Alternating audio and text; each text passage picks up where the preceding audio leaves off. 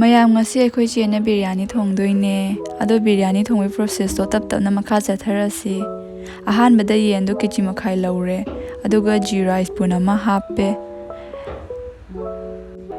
aduga ilaichi kari kara packet ta han bado ado hakhra happe machuju happe adudagi morok spoon ama happe aduga fadigom powder do happe aduga thum happe fajana mix tawrane bako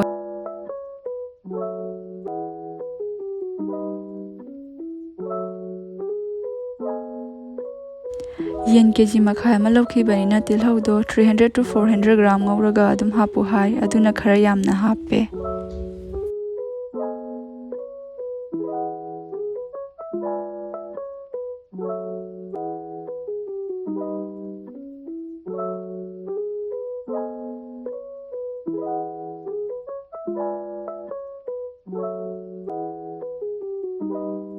aduga amu fajana mix tawbirani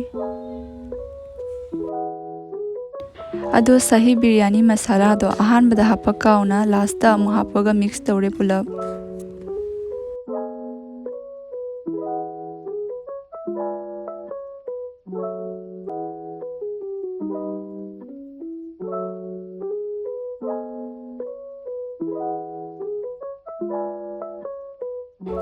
aduga somdana biryani da hapkadaba cheng do thongini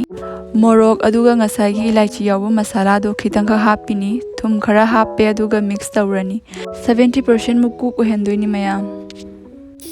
aduga amuk somda cooker da butter hapaga mel ohelani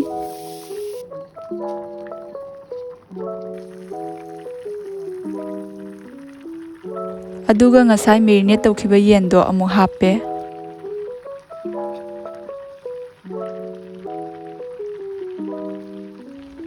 aduga sing yerum tomato morok hapchele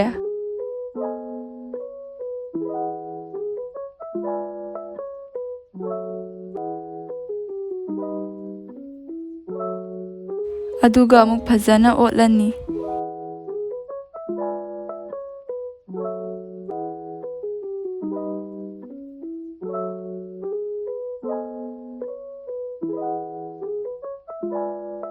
cooker से city अनिरा कामहलगा मुथत्तोइनी cooker से city अनिरा कामख्रे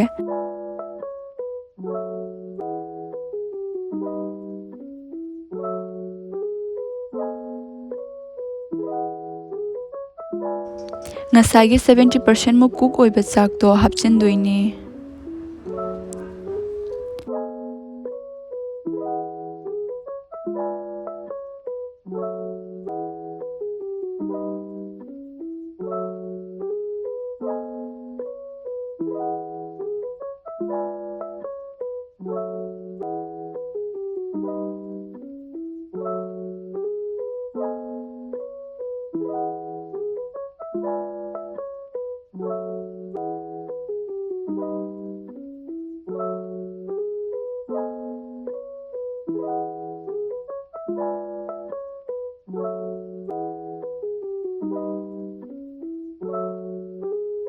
tilhau ngauthokpado mathakta khara saisalani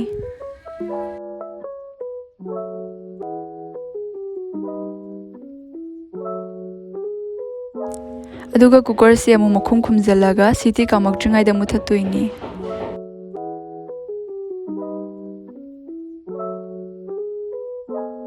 aduga sidana yenthongba leire mayam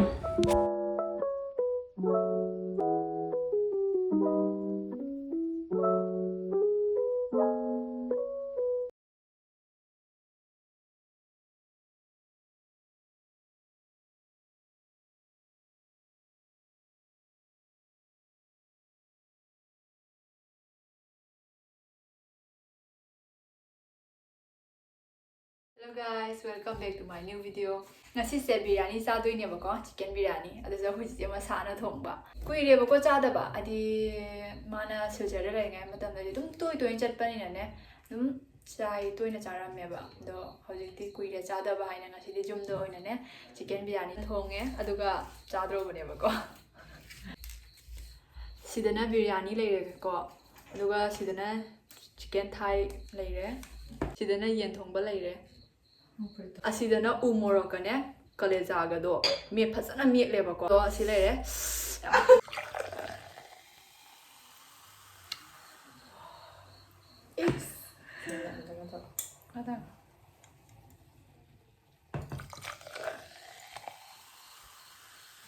ꯑꯗꯨꯗꯤ ꯃꯌꯥꯝ ꯆꯥꯅꯕ ꯇꯧꯔꯒꯦꯀꯣ ꯌꯥꯝ ꯁꯣꯐ ꯑꯣꯏ ꯑꯩꯅ ꯇꯧꯏ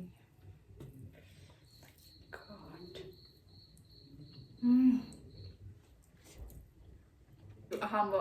first tryꯗ ꯈ꯭ꯋꯥꯏ ꯍꯥꯏꯗꯤ ꯑꯍꯥꯟꯕ ꯇꯧꯔꯤꯅꯦ ꯅꯠꯇ꯭ꯔꯥ ꯌꯨꯝꯗ ꯕꯤꯔꯌꯥꯅꯤ ꯎ ꯃꯣꯔꯣꯛꯀ ꯃꯦꯠꯄꯗꯣ ꯑꯝꯇ ꯐꯖꯅ ꯆꯥꯒꯦꯀꯣ ꯍꯥꯎꯅ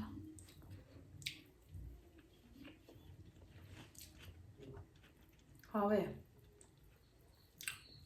ꯍꯥꯎꯔꯦ ꯁꯣꯐ ꯑꯣꯏꯔꯒꯅꯦ ꯆꯥꯕꯗ ꯍꯥꯎꯋꯦꯕ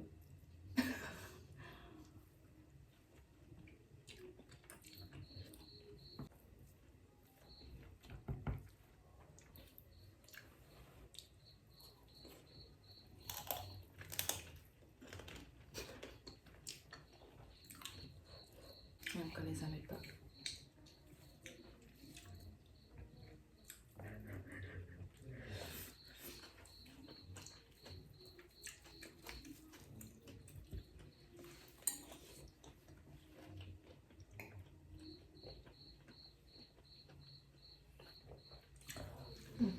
ꯈꯨꯍꯥꯎꯗꯤꯀꯣ ꯑꯁꯦꯡꯕ ꯍꯥꯎꯋꯤ ꯌꯥꯝꯅ ꯍꯥꯏꯖꯅꯕꯗꯤ ꯑꯁꯦꯡꯕꯩ ꯍꯥꯎꯋꯤꯀꯣ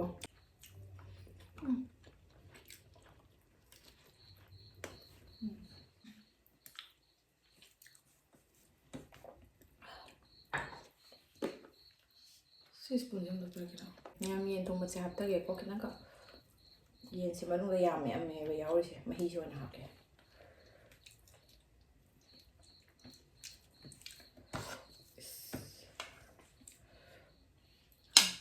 ꯃꯍꯤꯁꯦ ꯌꯥꯎꯗ꯭ꯔꯁꯨ ꯑꯗꯨꯝ ꯌꯥꯏ ꯍꯥꯏꯗꯤ ꯁꯣꯐ ꯑꯣꯏꯅꯅꯦꯀꯣ ꯌꯥꯝ ꯍꯦꯟꯖꯟꯅꯗꯤ ꯗ꯭ꯔꯥꯏ ꯑꯣꯏꯗ꯭ꯔꯦ ꯑꯗꯨꯗꯨꯅ ꯁꯤ ꯌꯦꯟꯁꯦ ꯂꯣꯏ ꯃꯅꯨꯡꯗ ꯄꯨꯝ ꯌꯥꯎꯔꯝꯃꯦ ꯑꯗꯣ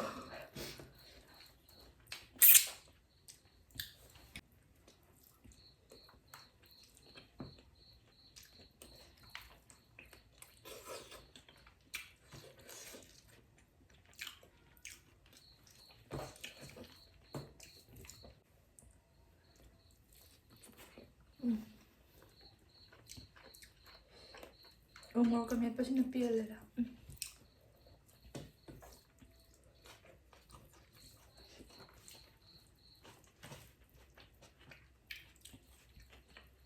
ꯌꯦꯔꯨꯝꯁꯦ ꯑꯩ ꯆꯥꯅꯤꯡꯗꯦꯀꯣ ꯅꯪ ꯆꯥꯎ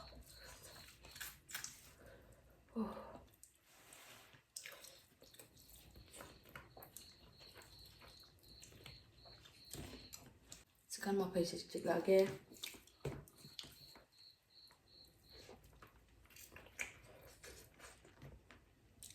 ꯌꯥꯝ ꯍꯥꯎꯔꯦ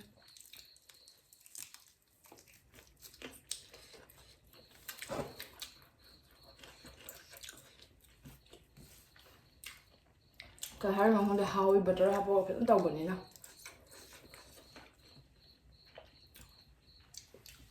ꯌꯦꯟ ꯃꯐꯩꯁꯦ ꯃꯃꯥꯡꯒꯤ ꯇꯧꯕꯗꯗꯤ ꯕꯇꯔ ꯍꯥꯞꯇꯦꯕ ꯑꯗꯣ ꯍꯟꯗꯛꯇꯤ ꯐꯖꯅ ꯕꯇꯔ ꯍꯥꯞꯄꯒ ꯇꯧꯋꯦꯕ ꯍꯥꯎꯋꯤ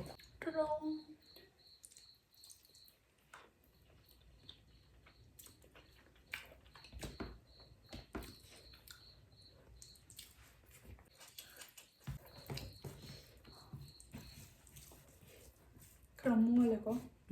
ꯍꯥꯎꯇ꯭ꯔꯣꯗꯣ ꯍꯥꯎꯔꯦ ꯁꯤ ꯃꯣꯟꯕꯁꯤꯁꯨ ꯁꯨꯝ ꯍꯥꯎꯋꯦꯕ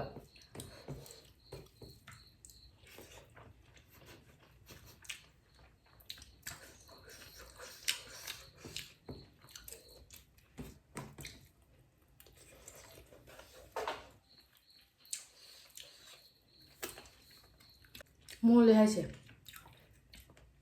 ꯆꯥꯛꯁꯦ ꯈꯤꯇꯪꯈꯛ ꯃꯣꯜꯂꯤ ꯇꯧꯋꯦꯕ ꯑꯃ ꯂꯩꯇ꯭ꯔꯅꯦ ꯆꯥꯛꯇꯣ ꯑꯗꯨꯝ ꯆꯦꯡꯗꯣ ꯑꯗꯨꯝ ꯖꯧ ꯖꯧ ꯂꯧꯔꯒ ꯃꯥꯏ ꯁꯦꯞꯇꯨꯒ ꯑꯗꯨꯝ ꯑꯗꯨꯃꯥꯏꯅ ꯂꯩꯕꯗꯣ ꯁꯦꯞꯇꯕꯨꯗꯤ ꯂꯩꯔꯒ ꯁꯣꯐ ꯑꯣꯏ ꯍꯥꯏꯕ ꯅꯠꯇ꯭ꯔꯥ ꯆꯦꯡꯗꯨꯒꯤ ꯀꯃꯥꯏ ꯍꯥꯏꯅꯤ ꯈꯪꯗ꯭ꯔꯦꯗ ꯕꯤꯔꯌꯥꯅꯤꯒꯤ ꯑꯃ ꯑꯣꯏꯅꯕꯗꯣ ꯑꯗꯨꯃꯥꯏꯅꯗꯤ ꯑꯣꯏꯗꯦ ꯁꯣꯐ ꯑꯣꯏ ꯑꯗꯣ ꯉꯁꯤ ꯌꯧꯕꯐꯥꯎ ꯕꯤꯔꯌꯥꯅꯤ ꯆꯥꯔꯛꯄꯗ ꯑꯩꯒꯤꯁꯤꯅ ꯈ꯭ꯋꯥꯏ ꯍꯥꯎꯔꯦ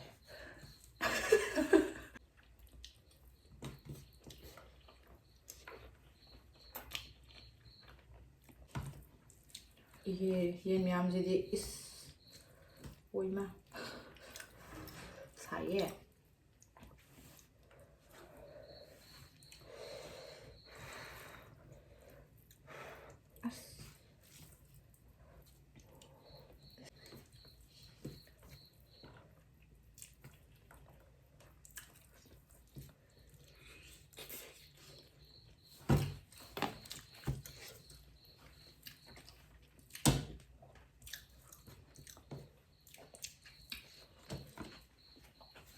이스ꯉꯁꯤꯗꯤ ꯕꯣ ꯐꯖꯅ ꯍꯥꯎꯔꯦ ꯀꯨꯏꯔꯦꯕ ꯌꯦꯟꯁꯨ ꯆꯥꯗꯕ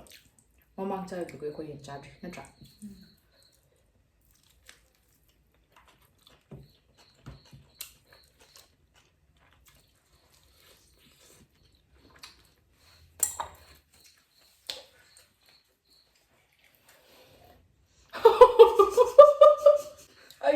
ꯑꯩꯒꯤꯁꯦ ꯑꯌꯤꯡꯕꯁꯦ ꯏꯪꯉꯝꯃꯤꯕ ꯑꯩꯅ ꯍꯥꯏꯗꯤꯅꯦ ꯑꯩꯒꯤ ꯑꯌꯤꯡꯕꯁꯦ ꯃꯥꯡꯉꯝꯃꯤꯕ ꯍꯥꯏꯕ ꯃꯟꯗꯅ ꯉꯁꯥꯡ ꯉꯥꯡꯉꯦ ꯁꯦꯝ ꯈꯣꯠꯇꯅ ꯂꯣꯏꯔꯛꯄꯒꯤꯅꯦ ꯁꯨꯝ ꯊꯦꯡꯉꯛꯑꯦꯕ ꯅꯨꯡꯗꯥꯡ ꯁꯨꯃꯥꯏꯅ ꯍꯥꯏꯗꯤ ꯅꯨꯡꯗꯥꯡꯗ ꯁꯦꯝꯕꯗ ꯃꯣꯏꯁꯨ ꯈꯜꯂꯝꯒꯅꯦꯕ ꯂꯣꯏꯁꯨ ꯀꯩꯗꯧꯗꯣꯔꯤ ꯅꯠꯇ꯭ꯔꯥ ꯁꯦ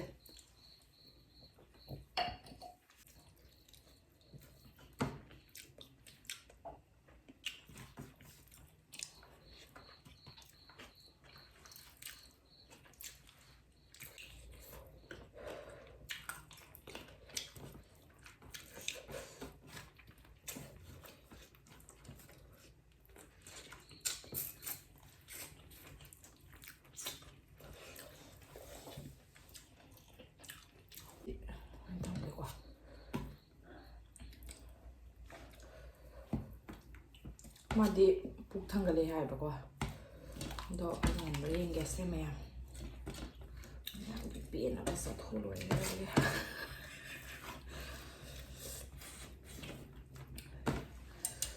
ꯆꯤꯡ ꯇꯦꯝꯈꯥꯏꯕ ꯍꯥꯏꯗꯣ ꯅꯨꯄꯤꯗ ꯆꯤꯡ ꯇꯦꯝꯈꯥꯏꯕꯁꯦ ꯑꯩꯒ ꯁꯤ ꯊꯥꯏꯌꯦ ꯆꯠꯁꯤꯒꯤꯁꯦ 이맛이 ꯅꯪꯗꯕꯨ ꯀꯔꯤꯅꯣ ꯍꯥꯏꯗꯣ ꯀꯔꯤꯅꯣ 이게 뭐 하래 까불어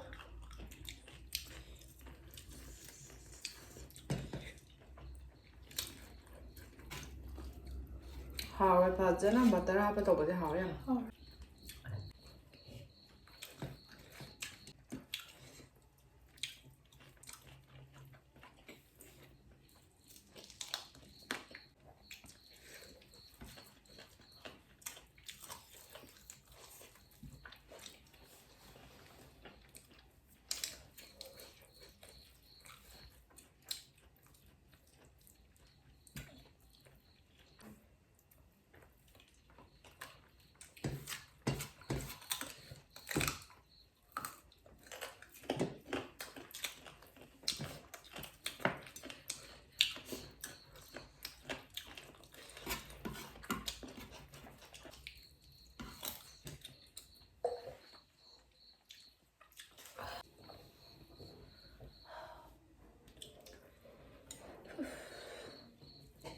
아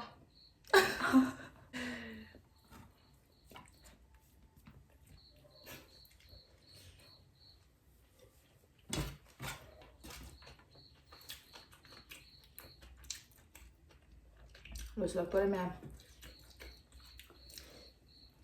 en mä peisi on tsikkä I'm handy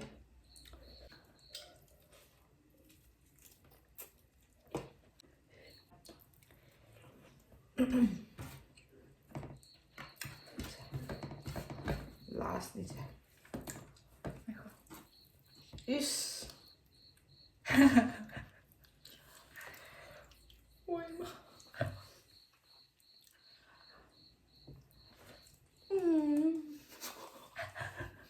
ꯃꯌꯥꯝ ꯚꯤꯗꯤꯑꯣꯁꯤ ꯃꯇꯥꯡꯁꯤꯗ ꯂꯣꯏꯁꯤꯟꯖꯔꯒꯦꯀꯣ ꯑꯗꯣ ꯚꯤꯗꯤꯑꯣꯁꯤ ꯅꯨꯡꯉꯥꯏꯕꯤꯔꯒꯗꯤ ꯂꯥꯏꯛ ꯁꯤꯌꯔ ꯑꯦꯟ ꯁꯕꯁꯀ꯭ꯔꯥꯏꯕ ꯇꯧꯕ ꯀꯥꯎꯕꯤꯔꯝꯒꯅꯣ ꯑꯗꯣ ꯃꯊꯪꯗꯁꯨ ꯚꯤꯗꯤꯑꯣ ꯅꯨꯡꯉꯥꯏꯕ ꯄꯨꯖꯔꯛꯀꯦꯕꯀꯣ ꯉꯁꯤꯒꯤꯗꯤ ꯕꯥꯏ ꯕꯥꯏ